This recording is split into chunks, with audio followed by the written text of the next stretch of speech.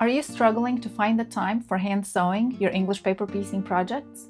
What if I told you that there's a way that you can achieve the same stunning hand-stitched look, but by using just your sewing machine? Today, I'm sharing my fast and easy technique for machine sewing EPP while still maintaining that beautiful, stylish, handcrafted appearance. Stick around to learn how to transform your EPP process and make it more efficient without sacrificing quality. By the end of this video, you'll be ready to dive in and create with confidence. I'm Elena, and on this channel, I simplify quilting by offering easy and quick time-saving techniques through straightforward tutorials. Whether you're a beginner or you're ready to enhance your skills, this is the right place for you. In this class, you'll learn my unique machine sewing method for EPP, complete with tips, tricks, and various strategies. Plus, I will show you how to use a cutting machine, such as a Cricut or a Silhouette, to achieve those beautiful paper pieces. And I will provide you with a downloadable PDF pattern and an SVG file to practice your newly acquired skills. If you're excited to dive into this project, click that like button and remember to subscribe so you will not miss out on any future tutorials. Plus, when you subscribe to my newsletter, you will receive a free quilt pattern. I'm going to show you today the materials that you need. I'm going to show you some of the materials that are must-haves and some that are nice-to-haves. I'm going to show you different methods for laying out your fabrics, for laying out your pieces, and a few different ways to sew this. You will get to choose from the materials to the tips and techniques that I'm going to show you what works best for you, so that this way you are successful and you learn this new skill. Let's begin. I'm going to show you a couple of examples of English paper piecing, and you might be hearing my son playing in the background. Just ignore that. I'm trying to ignore it as much as I can. But generally we use paper piecing. English paper piecing is when we are wrapping these pieces of fabric around a piece of paper so we can maintain the shape. So it's generally done with hexagons. And you can see in this particular piece where all these seams are sewn by hand by putting the pieces of paper together. And it is very easy and it's very convenient to do when you have Y seams. So Y seams are literally the seams in the shape of the letter Y, because bringing three seams together, it's a little bit difficult to do on a machine. So it's a little bit easier by hand. Additionally, sewing by hand really allows you to relax. So I have made this piece and I have mounted it on black canvas, and I can show you a picture of it. I will insert it right here. But I'm going to zoom in so you can just see what the hand stitches kind of look like. This is the Y seam that I was telling you about, and these are the hand stitches. You can see some of them are more visible than others, and they're not very consistent because they are done by hand. And I'm going to zoom out and show you a different example of English paper piecing. This lion is a combination of being stitched by hand and being stitched by machine. So I want you to notice a few stitches that are done by hand, and I'm going to zoom in. Right here on the lion's nose is what you would see under those pieces stitched by hand. As you can see, my stitches are not really consistent. I did the best that I can, but this piece to be able to do entirely by hand would have taken way too long for me, and I just wanted to get it done. So instead, I have developed my method of stitching them by machine. So this is another area where it is stitched by hand, and as I move into the lion's mane right here, these pieces are actually put together by machine. As you can see, it's still taking a little small bite of the fabric, and you can only see those tiny little bridges coming across. Sewing your large English paper piecing projects by machine is much faster than sewing them by hand. And I'm going to start this tutorial with printer settings and how to use a cutting machine to cut your pieces. Once you open your pattern, you will scroll down to the coloring sheet, which is if you want to play around with different color schemes. I'm already giving you 2 color tones here just to get an idea of what it would look like. You can go ahead and print that and color it if you would like. But this is the page that matters when it comes to getting your templates. These light blue shapes are the templates you're going to be cutting out. So I'm going to show you how to print this at actual size. So you're going to go to File, Print, and depending on the printer that you have, I have a Canon 3060 series. What you want to do in here where it says page sizing and handling, you're going to click actual size. So what that's going to do is not going to scale anything down, and it's going to ensure that your pieces are going to be exactly the size that they need to be. So once that is selected, you can click print. I would print on one side only. My printer's options are only to print on one side. I cannot print double-sided on this printer, so that is not showing here. Additionally, you can print the placement guide, and this placement guide, to make sure that you have it at an accurate size after it's printed at actual size, measure this outline square to be 6 inches by 6 inches. If you have purchased the SVG file for this pattern, I'm going to walk with you through the process of getting this cut on a cutting machine. If you have purchased the SVG file, I'm going to walk you through how you are going to cut this on your cutting machine. I am going to demonstrate on a Cricut machine. So what you're going to do is click on New Project, and under Upload, on the bottom left, you're going to upload your file. So you're going to click on Upload Image, and you're going to browse your computer.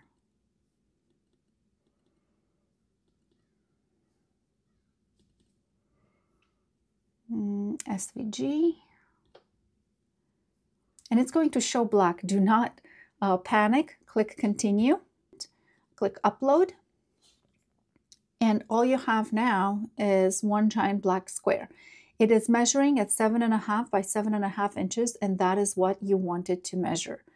What you're going to do is you're going to select everything. So click Command A, or you can select everything like this, and you're going to click right here on Basic Cut, and you're going to change the color of the material. And we do that so that you can see where the cutting lines are.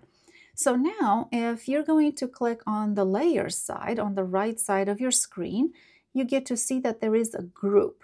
And within this group, each shape is individually cut. So if I were to make this right now, all of these shapes will be all over my cutting mat, and they will not fit onto my onto an 8.5 by 11 size sheet of paper. So let me not save that.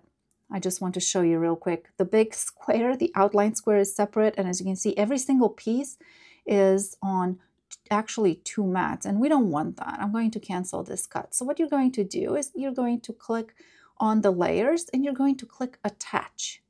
Once you click Attach, if you go to Make, now everything will be together. So that means every single line that you see here is going to be cut. So let's get to cutting. What I want to do, I want to make sure that the settings for my project are on the mat, and I'm going to use a 12 inches by 12 inches. There is also a reason why I have grouped everything together, and I want you to cut it together, and I will show you a little bit later when we're making this project. I'm going to click on Continue. All right, to connect my Cricut, I'm going to open it and turn it on. It's going to adjust the blade. And I'm going to be using a light grip mat. I have found that using a standard grip mat, my papers will actually stick too much onto the mat, so I like to use a light grip. If a standard mat works for you that has a little bit of use on it, so the grip is not as good, then you can use that as well. So inside my machine, I just have the standard blade that comes with the machine. It's just the standard cut. It's not even the deep cut blade. One thing that I do like to do, and I store it in here, is I have a very thin metal ruler, and I take this ruler and I place it right here. And just like a printer would have an extension, that's what my ruler does for me. On my cutting mat, I've placed my cardstock on the top left corner, and with the ruler that is attached, I'm going to insert my mat.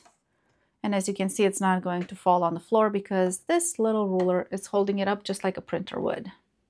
My Cricut has connected to my computer, so I'm going to actually use the setting of craft cardstock. I have it saved as a favorite, but if you do not, you can click Browse All Materials, and you can just search for materials right here, cardstock. Done.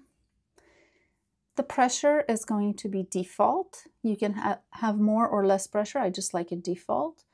And now it's going to tell me to go to my Cricut and load it. On my Cricut, you're going to see the flashing light. Just click, and this is going to load my mat. First, it's going to measure the length of the mat. So I'm going to make sure that the area behind my mat is clear. So I'm going to move my laminator that I usually keep behind my Cricut.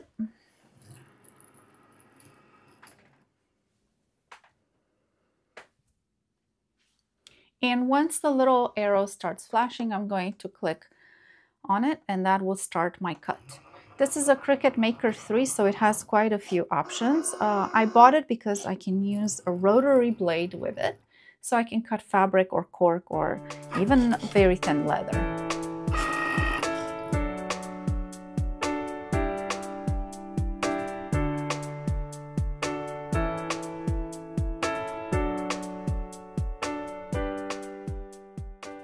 When you are ready to detach your cardstock from your mat, what I like to do is just gently bend my mat and remove my cardstock. This ensures that my cardstock doesn't get warped as I'm pulling it off. Or if you have a little scraper, you can use that to remove it, or you can use something like this. And you can gently detach your cardstock from your mat.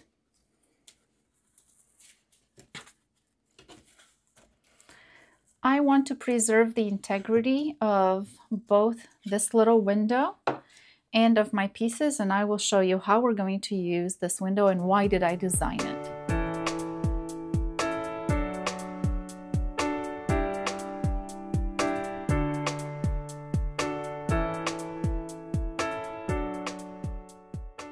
Today I'm going to be using a few conventional and unconventional tools, and I'm also going to show you a few nice to have tools that are just going to make your life a little bit easier. So you do not have to do everything that I do. Of course, there are several ways to do this, but I'm going to show you how you can use some of these tools if you have them laying around the house.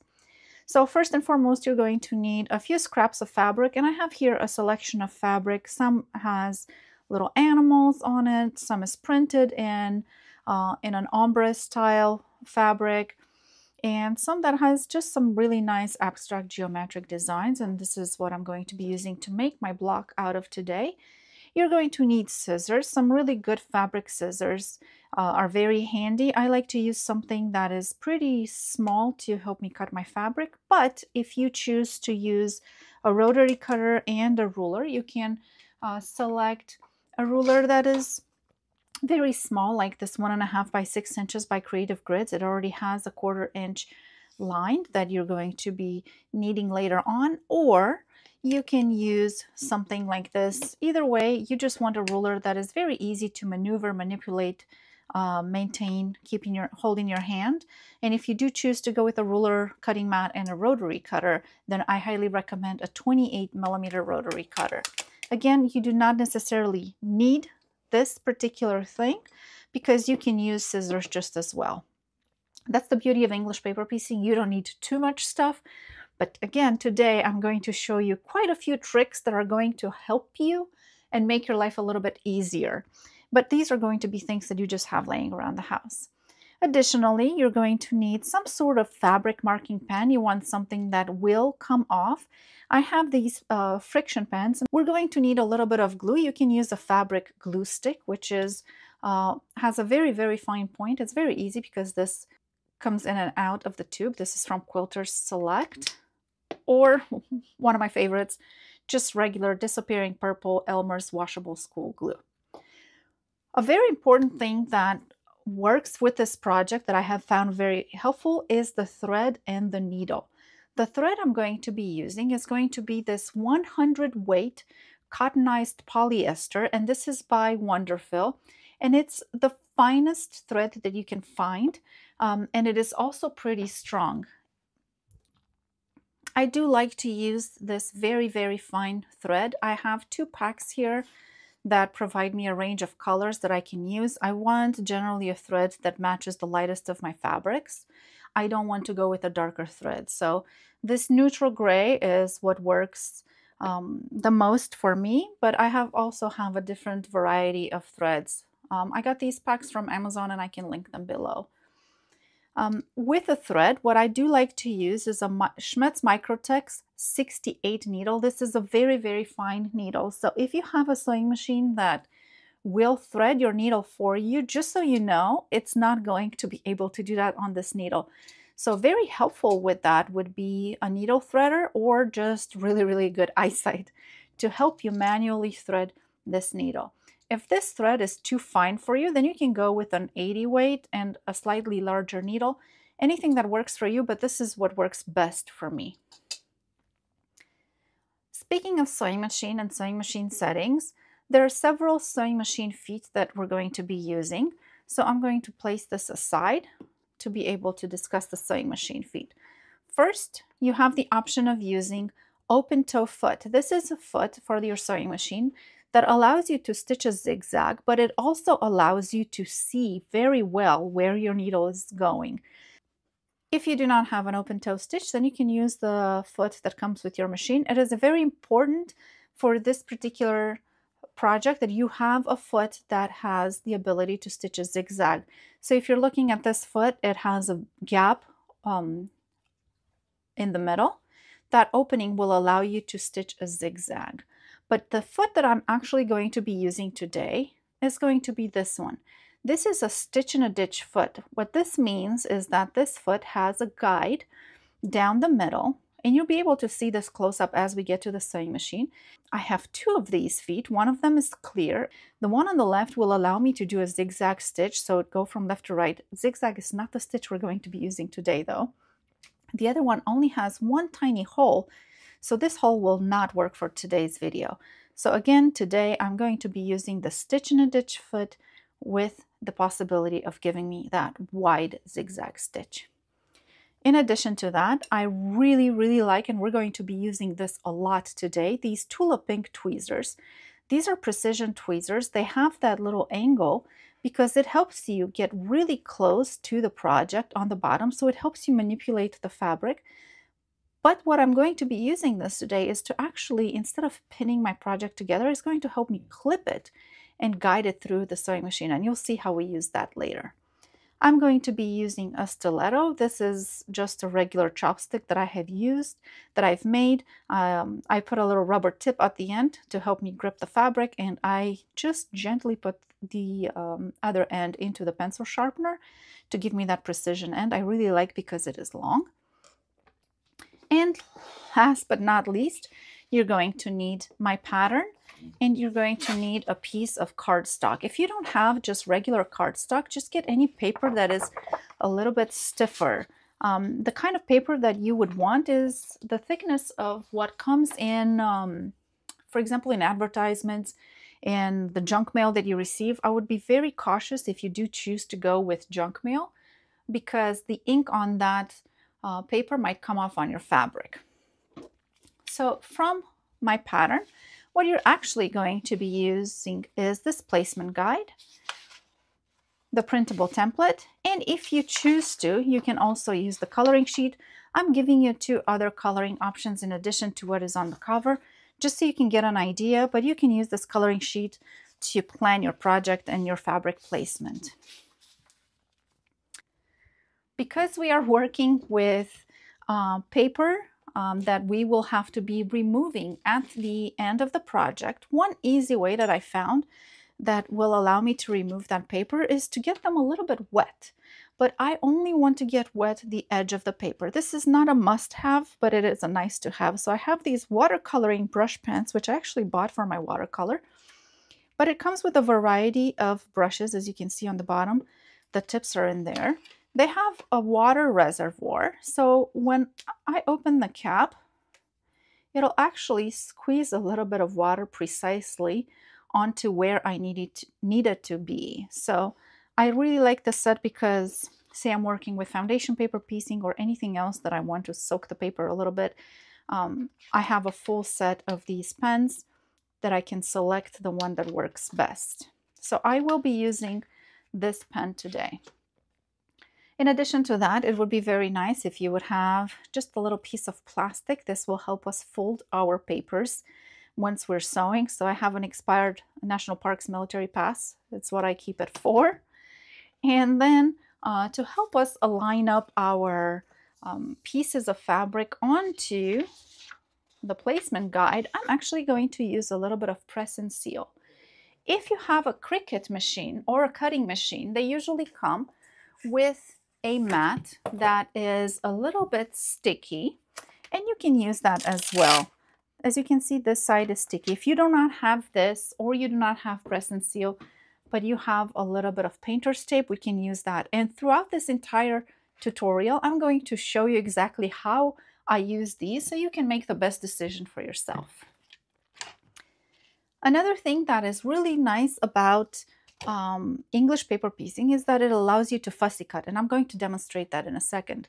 But in order to do that, another trick that I have learned is to use a piece of plastic like this. This is from Eggs. I've put a little bit of tissue here so that nothing sticks to the glue that where the label was on.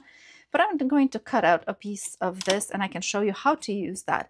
So the possibilities are really endless when it comes to English paper piecing. So I'm going to clean up my table, and we're going to get started with the very beginning. Once you printed your pattern, you want to make sure that you printed it at the correct size. So using the accurate actual size setting on your printer.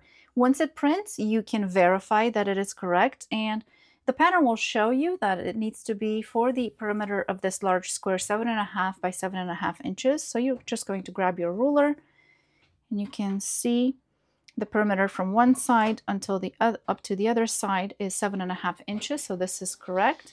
And additionally, on your placement guide, this square should measure 6 inches by 6 inches, and you can very easily measure that, and this will ensure that you have printed it at the correct scale. So at the end, after you have cut everything out, whether you choose to cut it using a cutting machine, as I am providing an SVG file for this pattern as well, or cut it by hand, you should end up with this lace. So that will be the outside. And then you will also have the inner pieces. I have cut mine using a cutting machine, and that is what I'm going to be using. So I want to maintain the integrity of the outside of this piece as well. This will help me in a little bit. If you have trouble cutting your pieces out accurately and not maintaining this piece, then you can print 2 of these pages if you're cutting by hand. And then from one page you can take out the shapes, and from the other page you can take out and cut out just this piece. So let's get started. Once you have your pieces cut, what you want to do is plan out your fabrics and plan out your designs. Like I said before, the beauty of English paper piecing is that it allows you to select the design, and that is called fussy cutting. So I have a few fabrics here that we're going to use as examples. What I'm actually going to use to make my block is going to be this set of white, teal, and yellow fabrics. So I'm going to set that aside. But the reason I want you to take this out is because you can use this as a window to see your fabrics and audition your fabrics. So let me show you what I'm talking about. Say, for example, you want to use this little panda fabric, but for each piece, if you were to just randomly grab a piece of fabric and wrap it around, which is what we're going to do, as you can see, it's going to cut out my pandas. So that will be very difficult to do if you're working, especially if you're working from the back of your fabric, for you to try to figure out and center exactly where the panda will be, right? So this is the reason I wanted you to save this. It's because it's going to help you audition your fabrics. Especially if you have directional fabrics, you want to make sure that they're all going in the same direction. So having this as one piece will help you do that. How do we do that? Well, for example, say I want to cut away this little panda right here. I want to see what block do I want to put him in. And once I am satisfied with where the panda is, I can just simply grab a marking tool such as this marking pen, and I can gently outline it.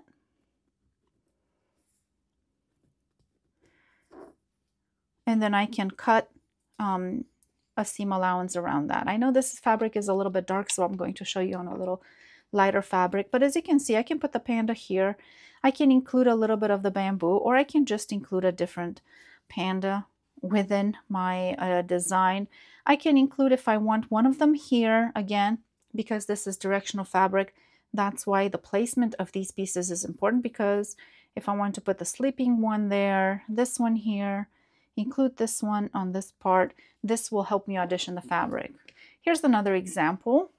These are these little hedgehogs, and just using this as a window to peek through, try to get an idea on how to orient these, where would these fit the best within your design.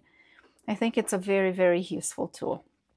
Another fabric example that I wanted to show you is that you can actually use one single piece of fabric, and this is an ombre type of fabric, but because it has different tones to it, you can very easily create a very detailed and very beautiful design just by having a few pieces cut from the lighter side. As you can see how that's going to look like. You can have it with no dots, a couple of dots through it, or you can have a few pieces a little bit darker. So if I would have the border of all these dark pieces and the inside, for example, of light pieces, and maybe the stars, something in the middle, all I have to use is just one single piece of fabric and get that beautiful, beautiful ombre effect.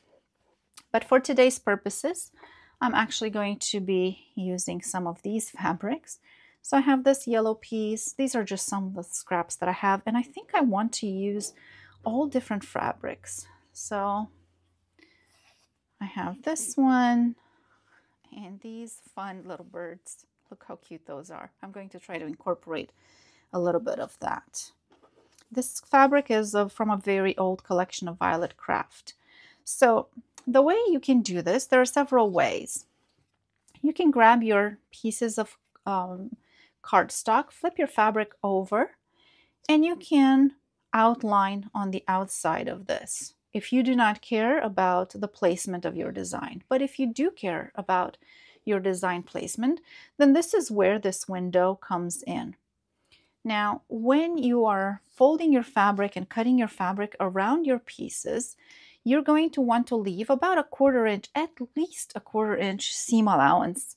And just so you know, the spacing between these pieces, there are two types of spacings, like for example, the one that is on the outside, the square, that is actually a 1/4 inch. So if you are placing this on a piece of fabric and you like the way that looks, you can just simply outline on the outside of that, and that will be your 1/4 inch seam allowance. Or if you want a wider seam allowance, the diagonal lines are actually a little bit bigger than a 1/4 inch. So you can use those, for example, as a guide. So say I'm using that and I'm gently marking where my paper is going to go.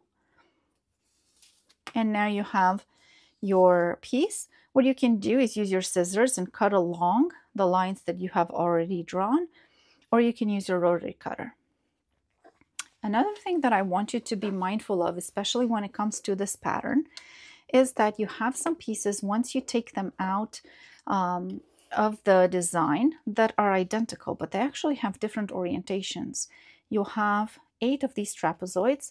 4 of them go into one direction, such as this, and 4 of them go in the other direction. So what I want you to do is grab your pen, your marking tool, and put a little dot on the front of this cardstock that you're going to be looking at. If you look in the pattern, you actually have them numbered, so you can write the number on them, such as C1 and C2. So these are all my C1 pieces. Again, I've used my Cricut Maker to cut these out, so I do not have the correct orientation. If you have cardstock that is a different color on each side, that it's even better. Or if you're using the pattern, I have purposely highlighted in light blue your pieces so you know exactly which one is the front. Another thing that you can do, and I find this a little bit quite amusing, is you can take just a regular piece of plastic and you can grab some random scissors that you do not use for fabric. So I'm going to grab these. I'm going to cut the flat portion of this plastic.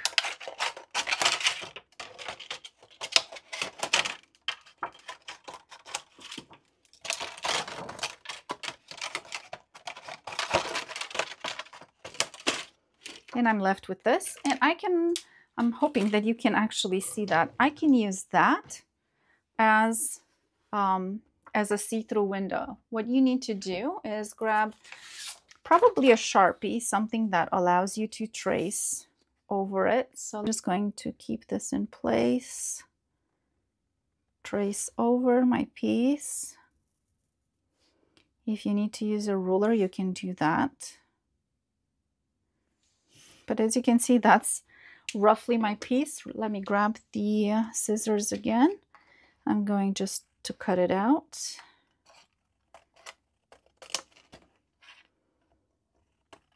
Again, I am not using this to piece my fabrics together, so I only need one of each shape. I am only using this to peek through my fabric. So when I grab my fabric again, let me move these out of the way. I can place it down and look through and see that I kind of like the yellow hexagon. I do like the black one as well. Or maybe I want to center this one in the middle of this piece. Or if I'm trying to make piece C2, I can just flip it over. I would be very careful if you're using a Sharpie. Make sure that it does not get on your fabric. So wipe the edges of your piece prior to you using it on fabric. But that's another idea that will help you fussy cut and audition your fabrics. If you're using something that is a repeated pattern, something like these triangles, or just plain solid fabric, then this window will not be necessary. So we're going to move on and get our fabrics ready. To prepare my fabrics, I have designed this little placement guide that will help you put your pieces where they need to be. So I'm just going to lay all of my cardstock pieces on top of that where they belong. So this way, when I'm ready to pick out a piece of fabric, I know exactly where it goes and I know where I need to put it back. So I'm basically just redoing the puzzle right now. This is why printing accuracy and the size is important, or if you're choosing to go with the cutting machine, to use that. Another option that you have is that you can grab a piece of press and seal and you can place it on top of your placement guide with the sticky side up. So you want to make sure it sticks to your hand. And I am right now on a wool cutting mat. So what I can actually do is grab a few pins to go through my placement guide and through my press and seal, which makes it easy and convenient. And you can put your pieces, as you can see, everything sticks to the press and seal straight on it. And this way your pieces will not budge. Why is this important? It's because when you're going to move with this to the sewing machine and back, take the two pieces, it's very easy to get them mixed up. You do want to keep the order, the placement of this little puzzle.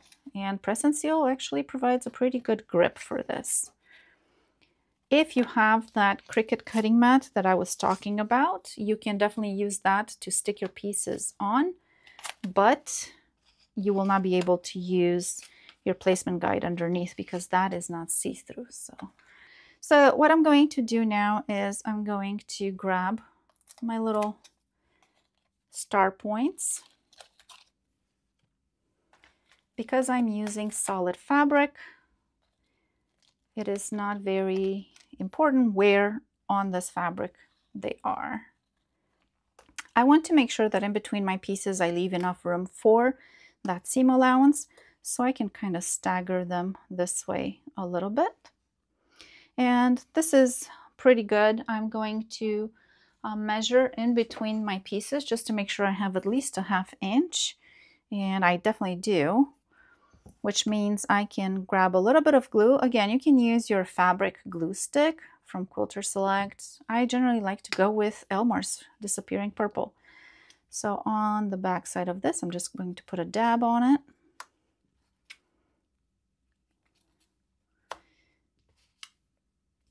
And stick it to the paper. This will come off later. Oh, I need a little bit more on the top because we want the same seam allowance all the way around my piece. So make sure you do not put this piece all the way at the edge because you will not have enough fabric to allow for that seam allowance. Now it's time to measure your seam allowance. You can either eyeball it, right? So you can just roughly cut on the outside of this. You can use your ruler. A 1/4 inch I found is a little bit too small, especially since we're folding it over. I like to go with a 3/8 of an inch. But remember I told you in your cutout that this little edge is actually a 1/4 inch. So you can use that if you don't have a ruler. But the diagonal line is actually a little bit bigger. So you can use that. Just place it around, draw your line. Oops. Make sure your piece does not shift. So this is roughly 3/8 of an inch, which is perfect. So you can use your ruler or you can use that just to measure 3/8 of an inch all the way around. And go ahead and you can either, if you don't want to draw this and you want to straight cut it, then you can use your cutting mat and you can use the rotary cutter. I really like this rotary mat from Olfa. It is very, very convenient to use, but I can just grab my ruler. Again, I can put it a 1/4 inch or I can put it 3/8 of an inch. If I forget where 3/8 of an inch is, I can grab a little bit of tape and just mark that 3/8 line. It makes it a little bit easier. So I can just use this precision rotary cutter and cut all the way around. And you will do that with all of your pieces. 3/8 right there. Do not skimp on fabric because you want to make sure you have enough seam allowance to go around each side. So if I were to cut this one all the way through, as you can see, it will not leave enough seam allowance for this one. So I'm only going to cut a little bit right there. And then I can make that one work. I like to batch cut my pieces, which means I'm cutting all the lines that are in one direction at one time. And now I'm cutting the ones in opposite direction.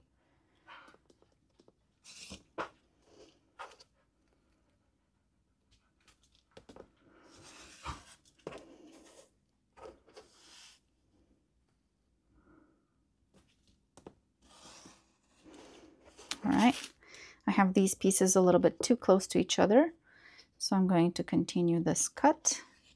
Again, this does not have to be exact because you are not going to be using the seam allowance as a guide for you to piece. You're going to be using your paper.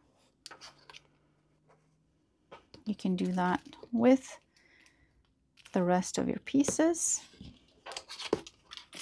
So this is what it should look like. Or you can continue cutting, eyeballing it with your scissors. As you can see, it's not the most perfect seam allowance, but it works. I'm showing you how to do this either way. This edge right here will leave us some dog ears, but we're going to use that to our advantage later on. So I'm going to finish cutting all the way around these, and I will show you what we're doing next.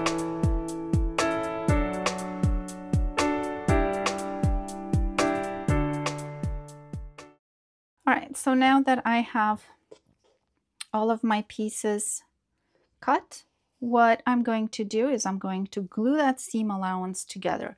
In English paper piecing, some people like to thread baste this, but that's probably not going to work for what we're going to do. So you can just use your precision glue pen. I'm going all the way the seam allowance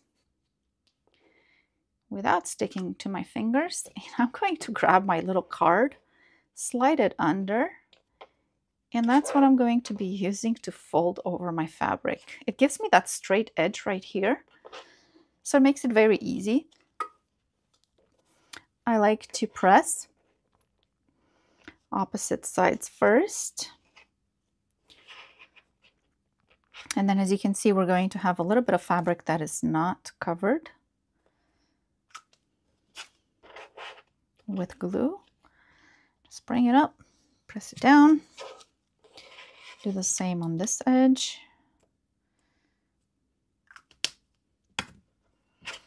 This glue seems to be coming off a little bit, and I want that seam to be quite accurate. Now, once you do the piece, let me get all my cutting mat out of the way. Once you do that, it's very important, especially for what we're doing, that you press it. When you press it, the glue will set. Make sure there is no glue exposed that is going to get on your iron, but it's also going to create those seam lines. The lines, the folded lines, are the lines that we're going to be stitching on. So I want that to be really crisp. So I'm going to do that with all 4 of my pieces. Once I have done this, I can go ahead and put it back on my press and seal. Now, if this doesn't stick, or if you don't have press and seal, or you don't like that, the way I keep my pieces together, the way I did it for my previous projects, is I just took a little bit of painter's tape and I ran it across. So this way all of my pieces were stuck onto my painter's tape. Again, I am showing you different methods of doing this. Everybody has their preferred way. So I'm letting you experiment with what you like to do and find something that works for you.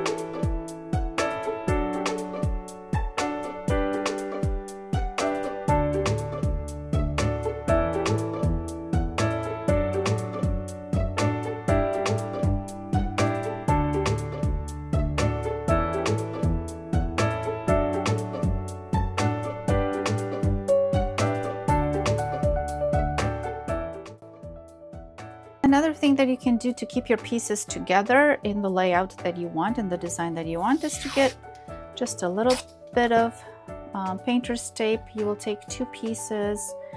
Just remember which side they're going to be sewn together. Put the painter's tape on the back because it actually sticks better to the paper than it would to the front, and you can lay them like that.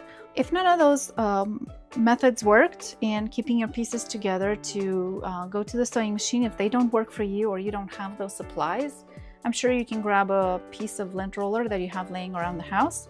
So I just grabbed the sheet of this lint roller. I'm going to pin it so it doesn't shift.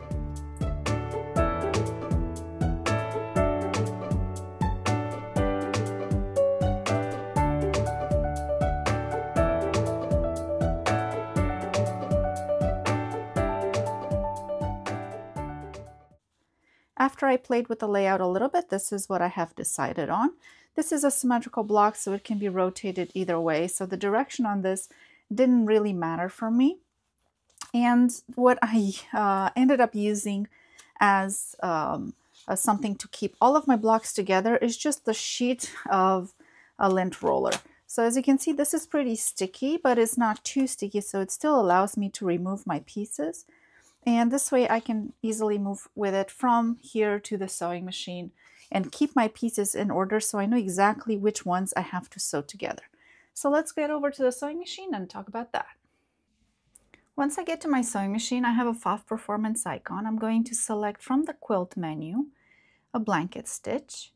And this is for me number 5, but I'm also going to edit that stitch. So what I'm going to do, I'm going to go to the bottom and stitch edit. And what I want to do, the width of the stitch, I'm going to make that as small as possible. You want to make that as little as possible that you are comfortable working with. In some projects, I have actually worked with 0.5, so that is the smallest stitch that you can see. But today we're going to work with 1.0, and we can adjust along the way. Additionally, the length between the stitches, which is the length between these two horizontal lines, it's set at 2.5 millimeters by default. I'm going to set that at 2 millimeters. If you do not have a machine that adjusts the stitch length and stitch width, just go with what you have, so the regular blanket stitch that you have on the machine. The thread that I have on my machine is the Wonderful 100 weight that we talked about in the beginning of this video. And I have the same thread at the top of my machine and also in the bobbin.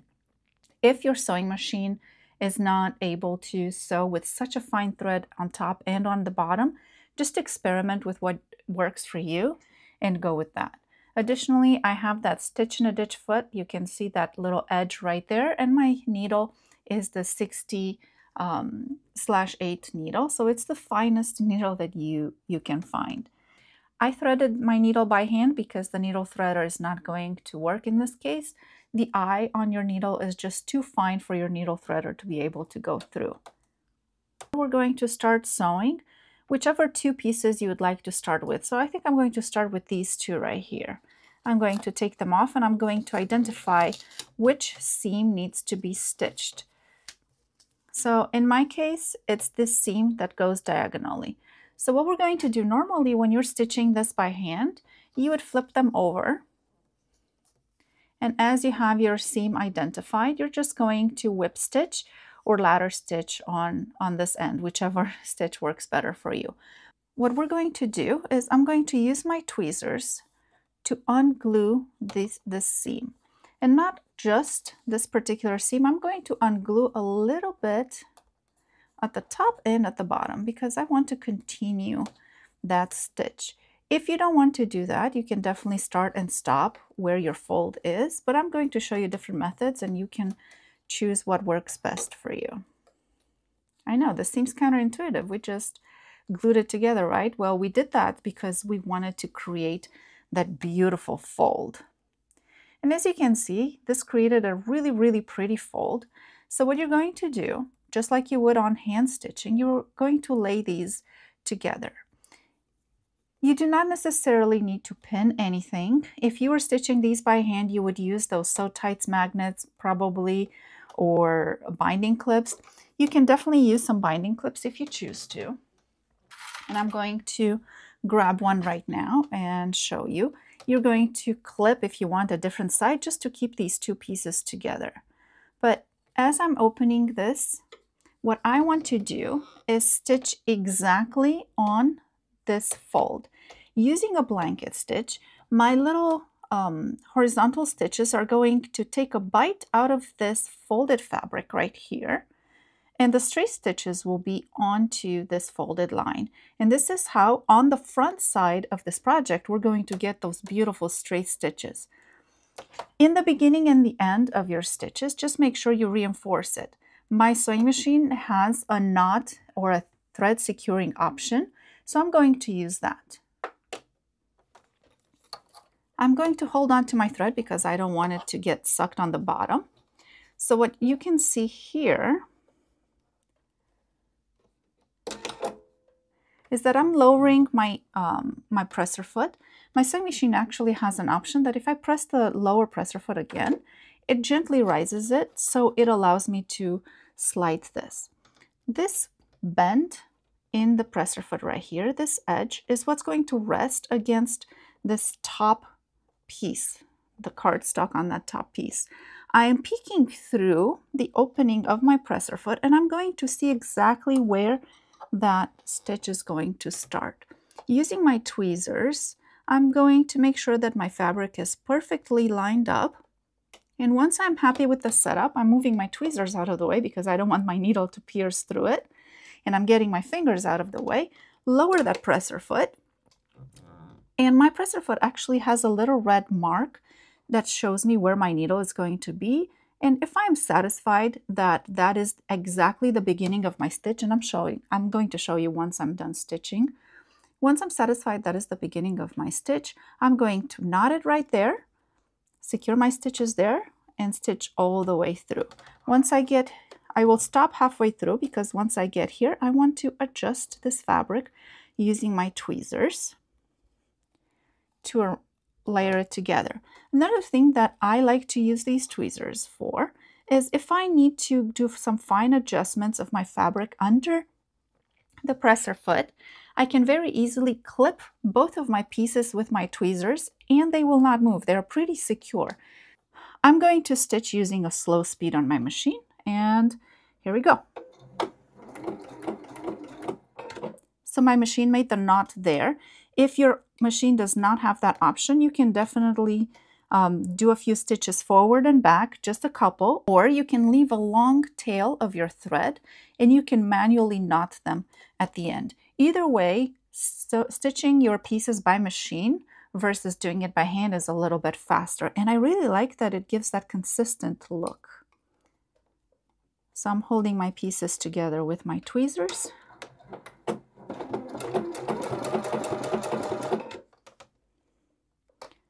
It is okay to start and stop if you need to readjust. In this case, my clip got caught a little bit in my extension table.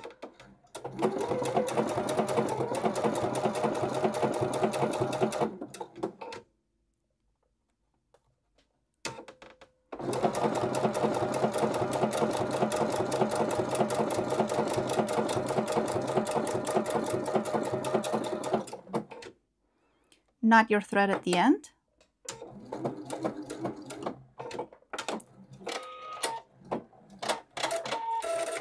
And cut it. And let's see what we have here. As you can see, we have straight stitches going all the way down on this, and then just a tiny little bite of fabric into those stitches. So once I remove my clip and I open my two pieces, you get to see those beautiful stitches on the front.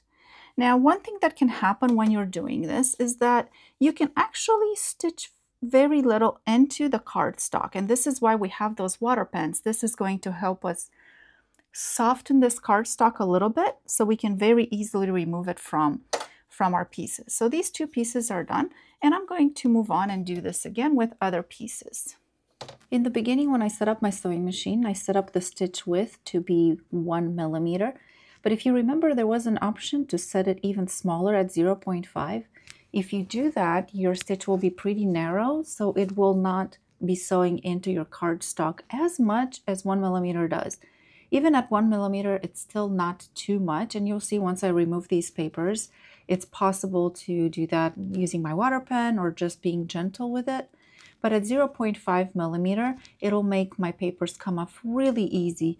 So if you want to venture into the narrowest stitch, go ahead and try that and see what works for you. I'm going to do a comparison, and I'm going to insert a photo post-production, post-editing of this video, so you get to see the difference between those two stitches. Just be mindful when you do 0.5, you might be missing a few stitches, so always check, make sure that you sew through both fabrics.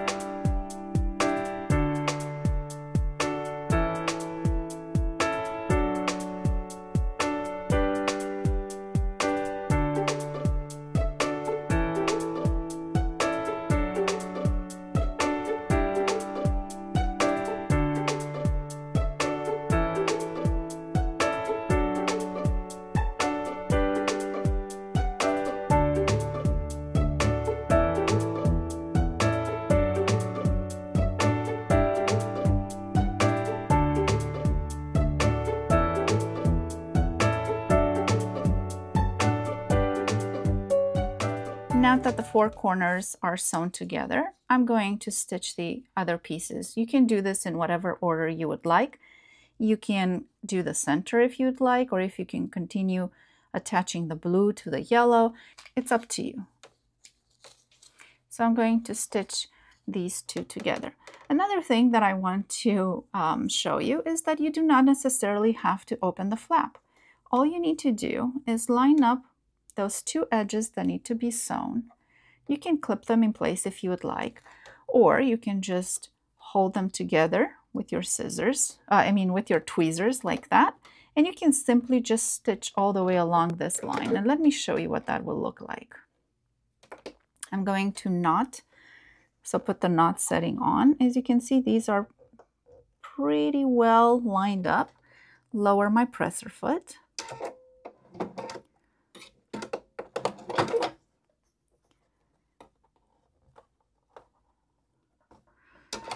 Lower my presser foot, and I'm going to adjust it, making sure that this edge of my presser foot is riding right along the two cardstock edges. I want them to be as lined up as possible, so I'm keeping them together with my tweezers. And I'm gently going to make a knot right in the very edge of that piece. Once I'm blanket stitching, you might see that the needle is actually going to fall on the outside of these two pieces. So that straight stitch of my blanket stitch is not actually going to grab onto anything, but the horizontal stitches will grab onto both pieces. So let me show you what that looks like.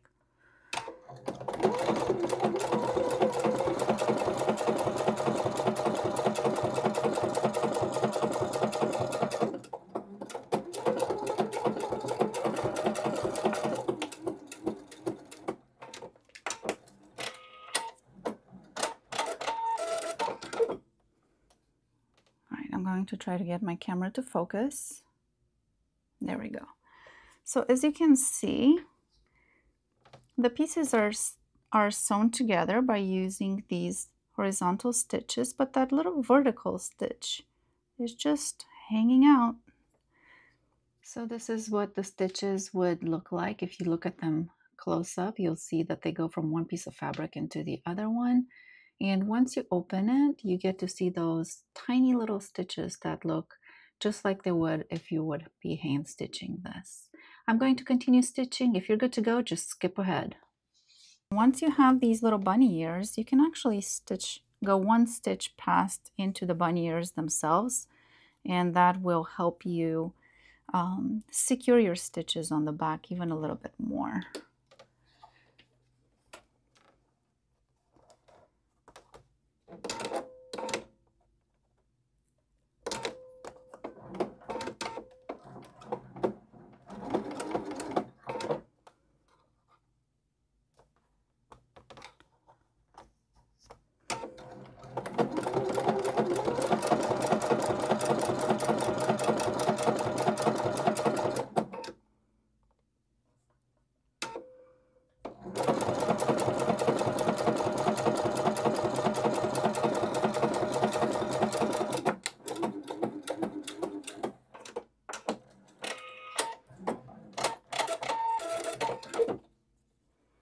Now this is what my three pieces stitched together look like, and you cannot even tell that they are done by machine, other than they look absolutely beautiful. And we're going to continue like this all the way around, or you can actually attach these pieces on. So let's do that. Let's start on this side and stitch this seam together.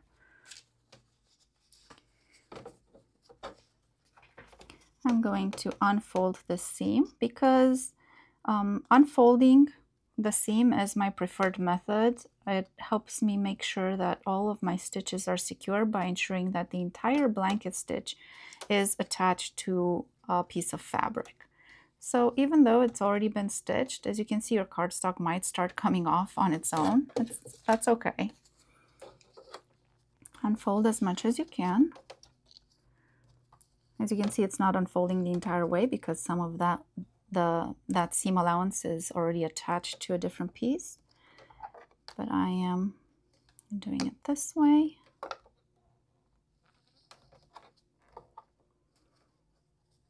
I'm basically lining up the top piece that has the cardstock on with that fold, and this is why we ironed our pieces in the beginning. We wanted to create that fold. Hold your pieces together.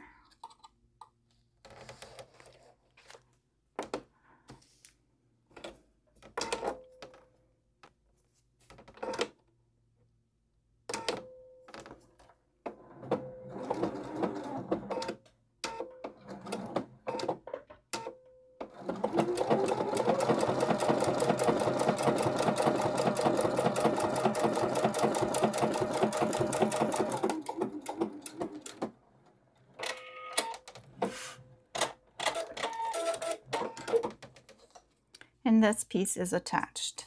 Next, we need to attach this seam. So the way we're going to do that, as you can see, the cardstock is pretty stiff and it won't let us do that. So what you're going to need to do is imagine this seam that you're trying to sew continuing on this way. And this is where the little credit card or the plastic card comes into play. So this is the seam that I want to stitch. So I'm going to imagine it continues that way. I'm going to lay my credit card exactly onto that seam, and I'm going to use it to fold this cardstock in. And that ensures these two stay lined up perfectly, and this cardstock from this piece does not pull in any direction. Of course, you could do this by hand, but I find it a little bit easier when I use something like this to give me that straight line. It is helpful to line up all of your pieces, and this is when it could be helpful for you to actually put, I'm sorry, I moved the camera, put a little clip to hold that fold down. So we're going to be stitching here. I'm going to be unfolding the seam. If the seam is already sewn on both sides, you can unfold the other side, or you can just stitch it without unfolding the seam at all.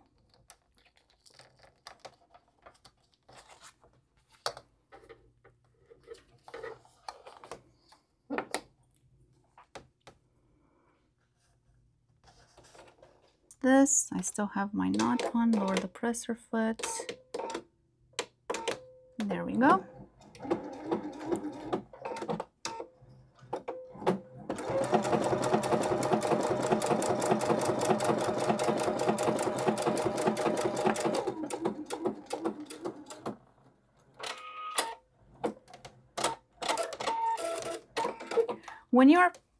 When you are sewing these pieces together, you want to make sure that you're not actually over sewing and going into your folded piece, because you don't want any stitches within your folded piece. So you want to go very slow from the beginning of your piece all the way to the end, but do not stitch a little bit past that.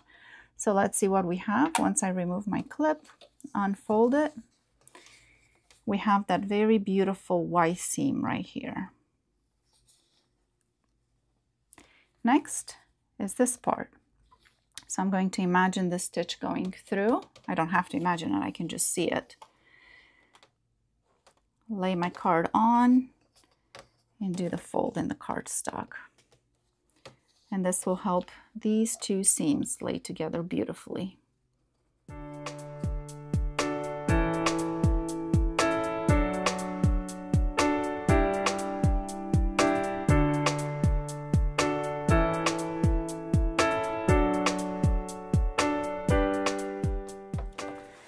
So this is what I have so far, and I wanted to show you that I have right here this little dog ear that sticks on the front. All you need to do is tuck it to the back before you stitch your next seam. Fold it over. As you can see, this cardstock is giving me a little bit of resistance, so I really like using my card. Just creates that crease, so it allows my little seams to lay flat.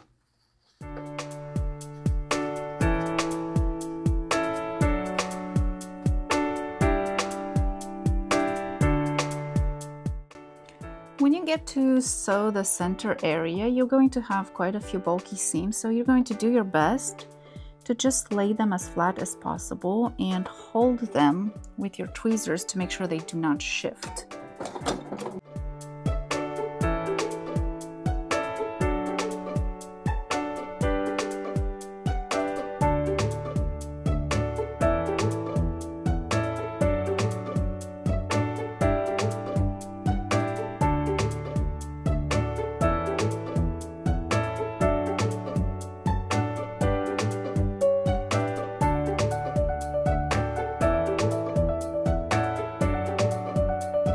So I have stitched my piece in sections, and what's left are just these few seams with a special consideration in this center where all these seams meet.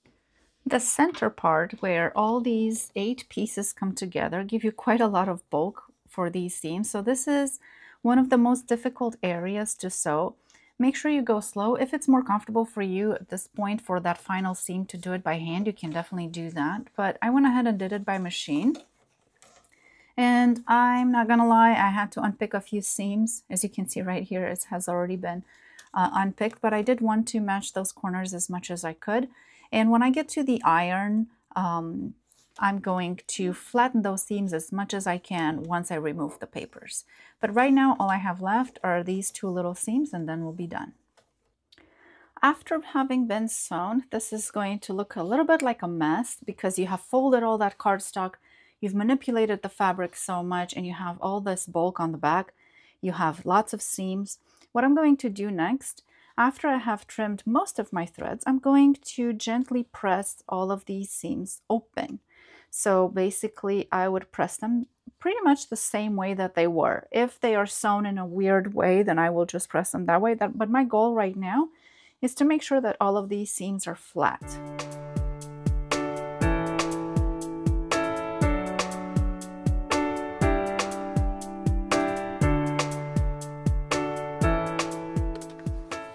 For the center part, I want to make all these seams go in one direction and help them lay as flat as possible. So I'm going to try to twist them in a particular way that they would be a little bit flat. And if some of them are just a little bit too bulky, it's okay to grab your scissors and trim them. For example, this blue seam right here, it does not need to be that long. So after it has been sewn in, I'm just going to go ahead and trim it. It was very helpful when we sewed it together, but right now, after everything is done and matched, I'm going to trim it about 1/4 inch, maybe even less than that. Because my stitches are so dense, they will not unravel.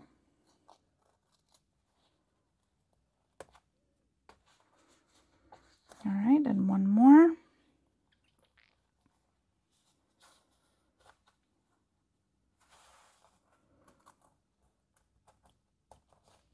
All right, so that definitely helps a little bit with the bulk. You can do the same with the other stitches. I'm going to leave those so I have something to press. But once you press them down, they should lay a little bit flat. It's going to be very difficult if you're going to try to quilt right on top of that seam. But generally, I try to avoid quilting on top of an intersection like that.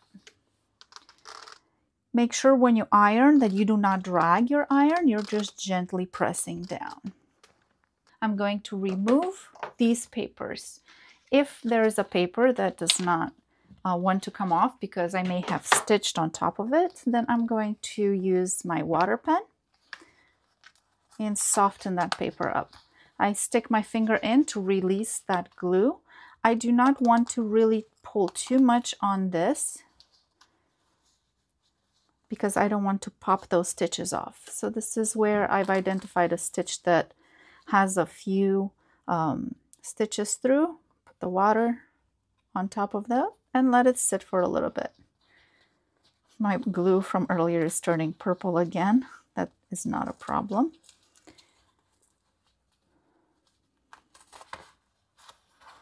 All right, soften that up. These pens are great because you can put quite a lot of water in it, and if you want some water to come off, you can just squeeze it.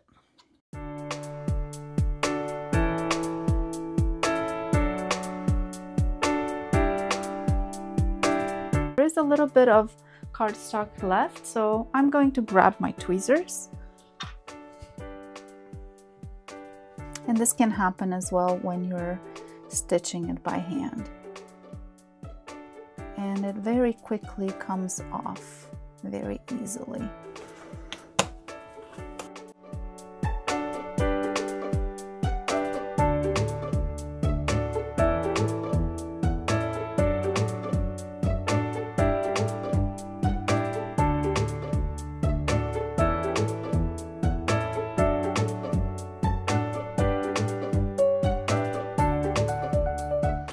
If you're stitching with the 0.5 width, your papers will come off much easier because you will not have such a big of bite of your stitch into this. You would just have to stitch a little bit slower to make sure that your stitches are catching both sides of your fabric. On smaller project, it might be faster to do English paper piecing by hand because you can control your stitches a little bit more. But on something larger, I would say even larger than this is a 6-inch block, I would definitely do it by machine. It would just save me so much more time. All right, so my papers are out, and of course this needs another press, but it's going to be a little bit easier this time because we have already pressed everything once. I'm going to press my sides open, all of the outside edges now, because this will be my seam allowance if I would want to attach this to a different project. The fold lines on the outside, those will be my stitch lines if I wanted to stitch it onto something else. I'm going to trim my block to 6 inches by 6 inches, which means 3 inches from the center. So getting my ruler 1, 2, 3, putting that vertical line straight on the center point. Actually 3 1/4 inches. I almost forgot the seam allowance. So my 3 1/4 inch from the center point, and that will help me clean up my edges.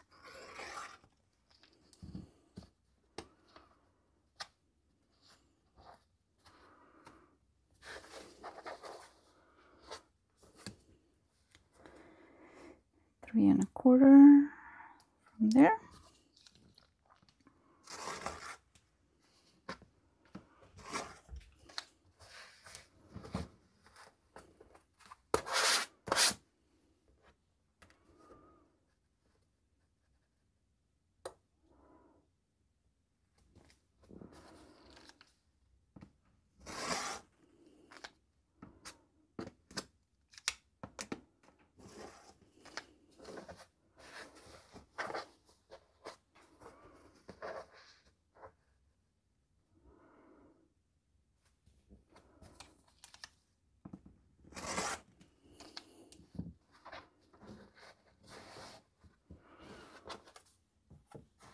Now you can see this little gap right here. This has been left because I folded my seam open and I trimmed it. So what you can do is you can simply fold and press the seam the other way. You can press this one open.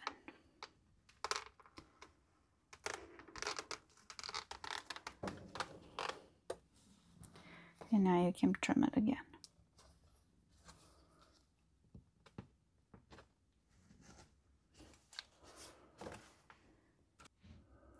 I hope you enjoyed this project and that you were able to apply this method to many more English paper piecing projects that you will have in the future. We've just sewn an entire English paper piecing project by machine, and you've learned skills that you can use for all of your future quilting projects. If you enjoyed this tutorial, check out my other videos on my channel, click the subscribe button, and let me know in the comments below what other videos you would like for me to make in the future. And remember, when you sign up for my newsletter, you can get a free quilt pattern. Thank you so much for joining me today. I'm eager to see what you create, and feel free to share your quilting projects with me. Until next time, keep those machines sewing. embrace those wonky seams, and most importantly, have fun. Happy quilting!